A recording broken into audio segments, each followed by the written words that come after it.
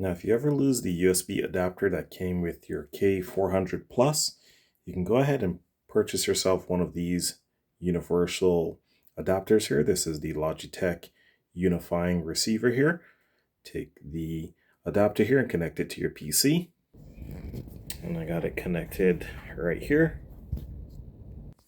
And then here you'll need the Logi Options Plus software here. Click on Add Device here in the top. And here is the receiver. Now I currently have it connected to another device, but let's go ahead and click on that. You can connect up to 6 devices at a time. Now it's telling me I have to turn on and off the power here. So let's go back to the keyboard. Let's turn it off. And then I'm going to switch it back on here, give it a few more seconds. And just like that, it's detected the K400 Plus keyboard here. Let's go ahead and type some stuff here, and it has picked it up. And then once you're done, go ahead and click on confirm. And just like that, you're all connected and you're all set up.